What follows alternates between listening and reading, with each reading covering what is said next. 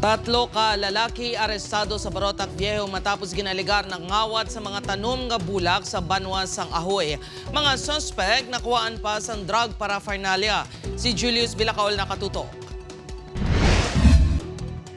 Puno sa nakapat nga mga bulak ang likod sa sininga pickup sang ginpadulog sang kapulisan sa Barangay Poblasyon, Barotac Viejo, Iloilo. Ang mga bulak ang ginaligar ginkawat sa mga sakay sang pickup sa Barangay Luca, Ahoy, pasado alas 11 Domingo sang gabi. Guba nilang hardwire. Ang naguba na to nilang hardwire. Muna to sa pagkuha na sa mga bulak. Ang mga bulak ang ginapanagyan sa babayi nga ginkilala lang kay alias Jessica nga residente sa among lugar. Naaktuhan pa sang himata sini ang ginhimo sa mga suspect. Gani gilayon ini nga nagpahibalo sa iya partner nga personnel sang Ahoy MPS.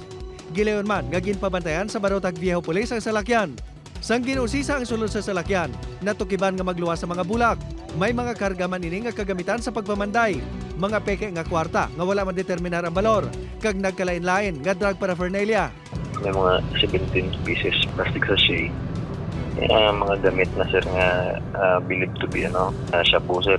May mga syringe, disposable lighters. Arestado ang tatlo ka mga sakay sang pickup nga sanday alias Kim, 37 anyos, sang Mina, Iloilo, kag sanday alias Mark, 21 anyos, kag alias Reggie, 27 anyos, nga lunsay taga Sara. Ang salakyan ang ginaligar na karehistro sa isa ka doktor nga karelasyon ni alias Kim. Ginahibalo pa subong sang Ahoy Police kung may ginhimo man ang mga ini nga kasubo nga buluhaton sa iban pang lugar. Nagapabilin nga detain sa Ahoy MPS ang mga suspect kag nagapangatubang sa mga reklamo nga robbery kag paglapas sa Section 16 sa Comprehensive Dangerous Drugs Act of 2002. Nagpamaliban naman ang mga ini nga maghatag sa pahayag sa kapulisan kaangot sa ila ginhimo. Upod kay Cirilo Rendoque, Julius Bilacaol, 1 Western Visayas.